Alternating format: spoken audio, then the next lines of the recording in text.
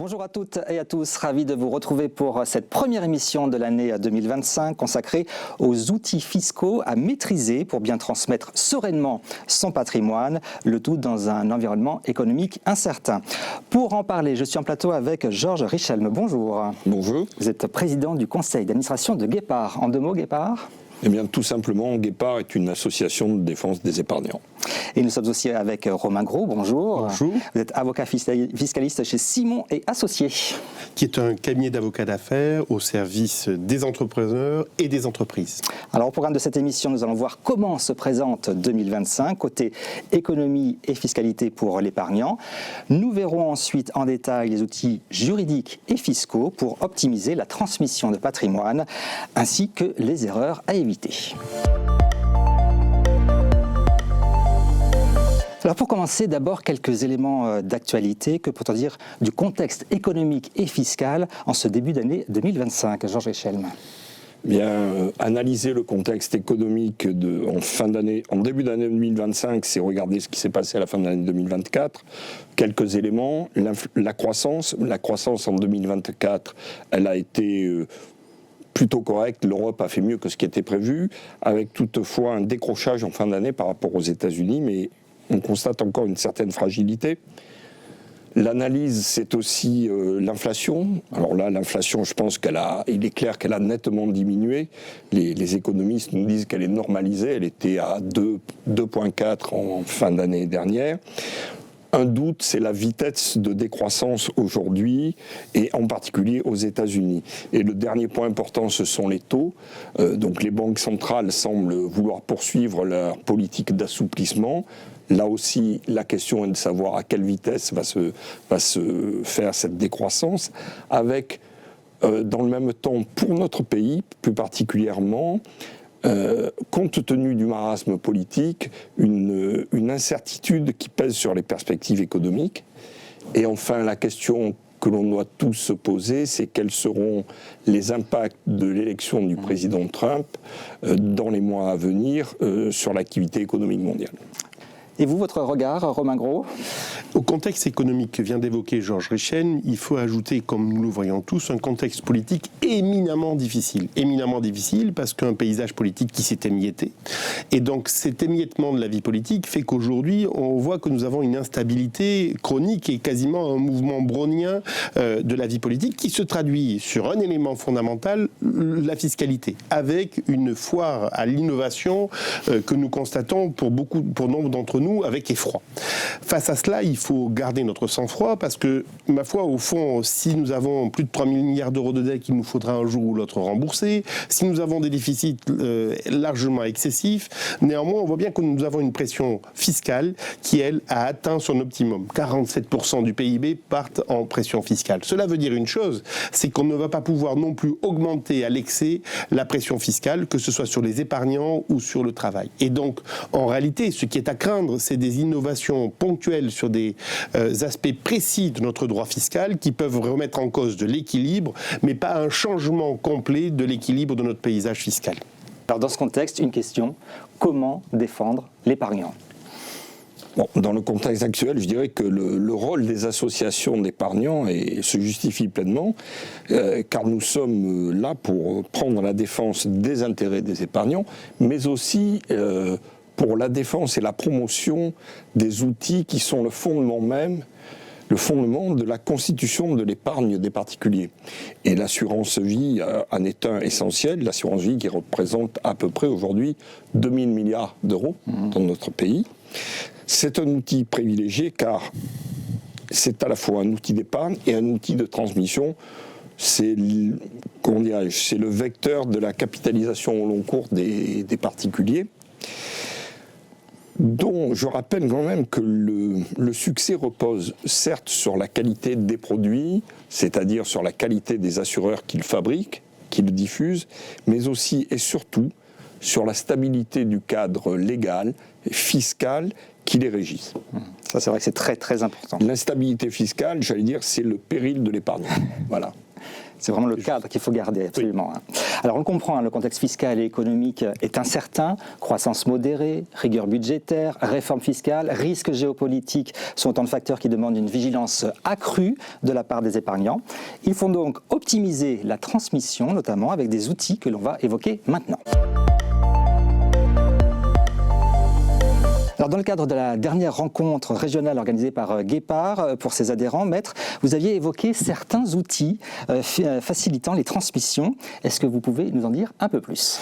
Oui, alors ils sont nombreux au fond devant nous, devant chacun d'entre nous. Alors le point majeur, c'est de voir que le droit fiscal français ne manque pas de ressources pour aider les épargnants, pour aider chacun d'entre nous à optimiser la transmission. Et au fond, on le voit, les outils sont là pour s'adapter à des situations différentes en fonction des contribuables. Alors vous avez bien sûr, et on en parlera je crois un peu plus tard, les démembrements entre la nue propriété et l'usufruit. Mais vous avez également l'abattement de 100 000 € sur tous les dons que vous allez faire à des enfants, par enfant et par conjoint. Si par exemple un couple fait à 3 enfants, il peut donner jusqu'à 600 000 € comme ça en franchise de droit. Et cet abattement, il se renouvelle chaque 15 ans, par exemple. Tous les 15 ans, faut bien préciser. Tous les 15 ans. Et donc vous avez cet outil qui est majeur. Vous avez les présents d'usage. Les présents d'usage, c'est se dire à quel niveau peut-on faire un cadeau au moment de l'anniversaire ou de Noël. C'est des questions qu'on vient de se poser. Eh bien, c'est aussi un outil de transmission parce qu'on peut aller assez loin. Tout dépend de la fortune et ça va être branché, allais-je dire, sur le niveau de fortune. Mais vous avez aussi les dons manuels qui sont là pour les enfants et petits-enfants. Donc on voit qu'on a un paysage bien garni, allais-je dire, qui peut s'adapter à chacune de nos situations. Et encore faut-il connaître sa situation, avoir un diagnostic précis là-dessus et savoir saisir tous ces outils qui sont à portée de main. Alors je voudrais qu'on s'arrête sur 2 outils bien précis. Tout d'abord, Maître, pouvez-vous nous expliquer l'intérêt du démembrement de propriété ou des donations avec réserve d'usufruit ? Alors l'outil que vous venez d'évoquer, il est éminemment précieux pour, au fond, organiser la transmission d'un patrimoine particulier. Alors, avant de vous décrire l'outil, il faut en expliquer la raison d'être, la philosophie elle-même. Vous savez que quand nous sommes propriétaires d'un bien, nous sommes finalement propriétaires au moins de 2 aspects de ce bien. L'usufruit, l'usage de ce bien, et la nue propriété, c'est-à-dire la propriété elle-même du bien. Et au fond, la donation, comment cette analyse peut-elle être utile à un outillage et à une réflexion stratégique sur la transmission de vos biens. Eh bien, très clairement, si vous donnez la nue propriété à vos enfants, vous allez leur donner une assiette, une valeur moins grande que si vous donniez la totalité de vos biens. Et pourtant, vous restez maître des fruits. C'est-à-dire que les biens, vous pouvez toujours les occuper si c'est votre résidence, vous pouvez toujours en tirer des revenus si c'est du revenu locatif ou si ce sont des actions.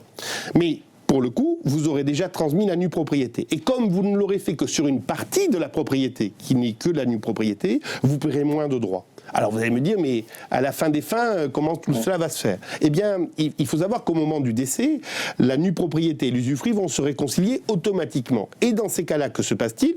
Les enfants deviennent propriétaires en totalité du bien, en démarrant par la nue propriété, et ils le font sans aucun droit. Et donc c'est un des moyens les plus efficaces pour alléger le fardeau fiscal sur la transmission des biens, surtout quand il s'agit de biens d'un foyer, de biens de particuliers, notamment la maison ou les maisons ou l'immobilier à transmettre à ses enfants. Alors, autre point maintenant, quelle stratégie juridique adopter pour réduire la charge fiscale des transmissions, notamment pour les entreprises familiales via les pactes Dutreil ? C'est fondamental. Votre question, elle touche là un point névralgique de notre économie. Pouvoir transmettre des entreprises, des ETI ou des PME dans des conditions le plus favorables possible, c'est une des conditions de création d'un réseau d'ETI. Vous savez, on parle de ces ETI depuis longtemps, et on regarde de l'autre côté du Rhin. Que voit-on de l'autre côté du Rhin ? On y voit un réseau d'ETI très développé. Pourquoi est-il très développé ? Pour plein de raisons. Mais une des raisons qui est faramineusement importante, c'est que vous pouvez transmettre votre entreprise dans des conditions très favorables. Et au fond, le pacte Dutreil, il a été créé par un grand ministre des PME qui a eu ce souci-là de créer cette économie familiale. Et de se dire, au fond, on favorise la transmission dans la famille.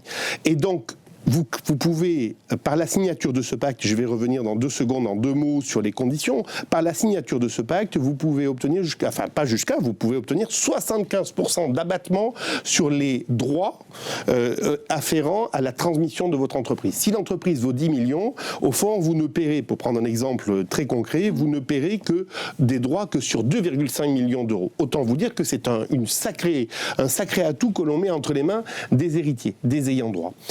L'objectif, on le comprend, c'est de favoriser la transmission intergénérationnelle pour permettre à des entreprises de grossir sans trop de heurts et sans trop de ruptures. Parce que le capitalisme familial, il a un intérêt majeur pour notre économie. Ce sont des capitaux patients qui veulent s'investir et qui considèrent que leur entreprise est la prunelle de leurs yeux. Donc, ils vont la faire prospérer. Maintenant, en 2 mots, les conditions, elles sont au nombre de 4. L'engagement à conserver les titres pendant 6 ans. 6 ans. De manière collective ou individuelle, mais retenez 6 ans.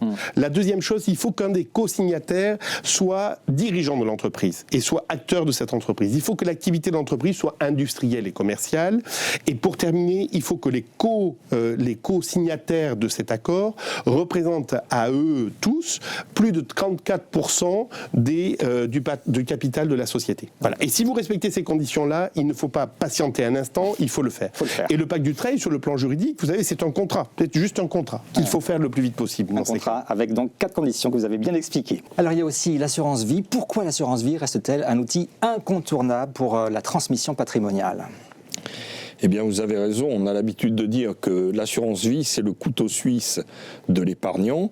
J'y vois à cela 2 raisons majeures.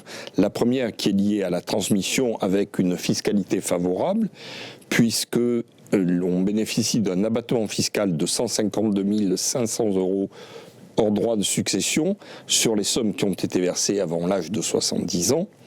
Et au plan civil, le contrat d'assurance vie bénéficie d'une liberté de transmettre aux bénéficiaires de son choix sur plusieurs générations en cas de démembrement de la clause de bénéficiaire, comme cela nous a été expliqué. Donc, l'intérêt de l'assurance vie est clair dans sa partie fiscale patrimoniale. Il est aussi intéressant par le fait que le contrat souscrit et sur des fonds euros est à capital garanti, ce qui n'est pas le cas pour le reste. Et donc, nous avons un capital garanti avec un rendement du fonds euro qui est toujours extrêmement intéressant, puisque cette année, si je prends l'exemple du contrat Fidelissimo, qui est le produit du Guépard, nous avons fourni un taux de 2,55%, ce qui représente 11,22% de rentabilité sur les 5 dernières années. Certes, si on veut avoir une rentabilité boostée de son contrat, il faut rajouter une poche d'actions, d'unités de compte en fait. C'est donc, pour répondre à votre question, le placement qui a la fiscalité favorable avec la liberté de transmission, ça devient donc un outil non contournable dans la stratégie de l'épargnant. Et puis il y a aussi les produits financiers responsables. Qu'est-ce que vous en pensez ? Alors lorsqu'on parle de finance responsable, on pense évidemment à la finance durable, à la finance décarbonée. Il ne faut pas oublier les 2 autres piliers, c'est-à-dire il y a 3 lettres c'est ESG, E environnement, S le social et G c'est la gouvernance. Alors bien sûr, au Guépard nous sommes très vigilants sur le choix des UC responsables, mais nous avons fait le choix il y a 2 ans de la lettre S, c'est-à-dire nous sommes allés vers le social, avec un partenariat avec l'organisation Habitat Humanisme, et il existe une unité de compte, Habitat Humanisme, qui est une unité solidaire qui redistribue une partie de ses revenus. Investir responsable, effectivement, c'est très important. Alors on l'a vu, démembrement de propriété, donation avec réserve d'usufruit, pacte du trade et bien entendu l'assurance vie, autant d'outils puissants, capables d'optimiser la transmission de votre patrimoine, mais qui dit puissant dit aussi complexe. Parfois, il faut savoir les utiliser à bon escient. Alors, quelles sont les erreurs les plus courantes que les épargnants doivent éviter dans la préparation de la transmission patrimoniale, maître ? Alors, la première des erreurs, c'est ne pas anticiper. Si on attend, ma foi, que la retraite arrive et que la vie prenne son cours et suive son cours, généralement ça se passe mal. Voilà. Parce que plus tard on traite ces sujets-là, plus il est difficile de les traiter. Premier point. La deuxième erreur, c'est se garder de deux excès. Une fois qu'on s'est dit qu'on anticipe et qu'on essaye de faire, vous avez deux excès que je vois régulièrement. Un excès dont on voit les conséquences, je veux dire, en pathologie fiscale. Quand vous voyez un contrôle fiscal qui tourne mal sur ces sujets-là, qu'est-ce que c'est ? C'est souvent ou des solutions stéréotypées ou des solutions, ma foi, un peu trop agressives et qui sont sur le marché. Voilà. Stéréotypées parce que, ma foi, vous tombez sur quelqu'un qui vous dit « mais moi, je l'ai toujours fait, j'ai fait ci, j'ai fait là, j'ai un tuyau, faites-le », ça, c'est certain qu'il va y avoir un problème. Et la solution trop agressive, c'est la solution mirobolante. Vous ne payez aucun impôt avec ça et c'est sûr. Dites-vous que nous sommes en France, mais c'est la même chose dans tous les pays de l'Union européenne et heureusement, les impôts, il faut qu'on se dise tous qu'on doit en payer et la solution qui consiste à vous dire j'ai une solution avec zéro impôt, elle peut être mise en cause fortement par l'administration. Et enfin, finalement, de tout ça, ce que l'on peut se dire, c'est qu'il faut également se dire que ça n'arrive pas qu'aux autres. Et donc, anticiper, ne pas prendre trop de risques, mais être capable, malgré tout, de traiter le sujet, eh bien, c'est une ligne qu'il faut suivre et qu'il faut s'imposer sans se dire que les sujets sont réservés à d'autres. Georges Richenne, quelle erreur à ne pas commettre ? Alors, la première, c'est effectivement c'est un peu ce qu'a dit Romain Gros, il faut éviter d'être séduit par des produits excessifs. Ça, je crois que c'est clair. Alors, pour éviter de faire ces erreurs, moi je dirais, il faut choisir les produits associatifs. Car les associations d'épargnants, elles, suivent les évolutions de contrats. On l'a dit, c'est une épargne à long terme. C'est une capitalisation à long terme. Et dans le temps, les contrats évoluent, la fiscalité évolue, les clauses évoluent. Et si vous êtes seul pour le faire, comme par exemple si vous avez souscrit un contrat bancaire, d'assurance bancaire, vous êtes seul face à... Et vous n'avez pas forcément la compétence pour suivre votre contrat. L'association, dans son rôle, c'est de suivre l'exécution et la gestion des contrats. Donc elle le fait dans l'intérêt de ses adhérents, et je dirais que l'association, en fait, est un peu un tiers de confiance. Effectivement, c'est le rôle de cette association Guépard, notamment le tiers de confiance. Allez, pour terminer, s'il y a un conseil clé que vous devez vraiment garder et transmettre à nos auditeurs et téléspectateurs pour justement transmettre son patrimoine sereinement, ça serait quoi ? Se dire qu'il y a des outils pour chaque situation, ça veut dire quelque chose. La conséquence, c'est qu'il faut être capable de se poser en se disant qu'on fera du sur-mesure. Et chacun de nous doit se dire que le sur-mesure, nous devons y prétendre. Parce qu'éviter le sur-mesure ou ne pas aller vers le sur-mesure, c'est prendre le risque majeur pour ses successeurs, pour ses héritiers. Et donc le sur-mesure, ça veut dire qu'il faut être capable d'abord de faire un diagnostic de sa situation, de ses motivations. Est-ce sécuriser son conjoint ? Est-ce donner l'entreprise, la transmettre à la génération suivante ? Est-ce que c'est organiser une vie familiale qui a peut-être été complexe et savoir traiter chacun des ayants droit de manière respectueuse. Tout cela, ça doit se regarder, s'observer, s'analyser pour en tirer de ce diagnostic des solutions adaptées et toujours sur mesure. Un dernier conseil.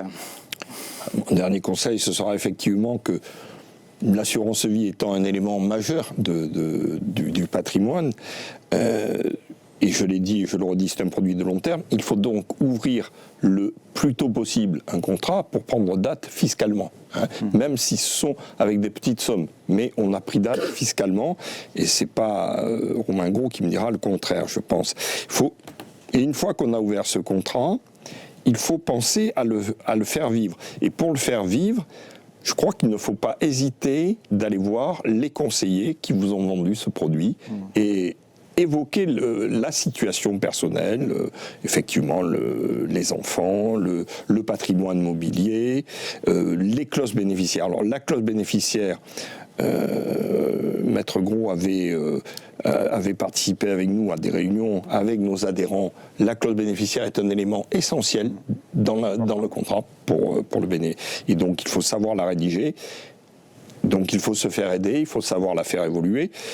Et il faut bien se dire que ce n'est pas parce qu'on a conclu un contrat à l'instant T, à un moment de sa vie, qu'il ne faut plus y penser ensuite. Et je pense que c'est ce qui est le plus sûr pour être sûr de transmettre efficacement. Bien, merci. C'est déjà la fin de cette émission. Beaucoup d'informations pour bien lancer cette année des épargnants qui nous regardent. Merci beaucoup, Georges Richel. Je rappelle que vous êtes président du conseil d'administration de Guépard et Romain Gros, avocat fiscaliste chez Simon et Associés. Merci à tous les deux. Alors, pour aller plus loin, sachez que vous pouvez poser vos questions à nos deux invités par mail. Leurs coordonnées vont s'inscrire dans le générique de l'émission. Merci beaucoup et à bientôt.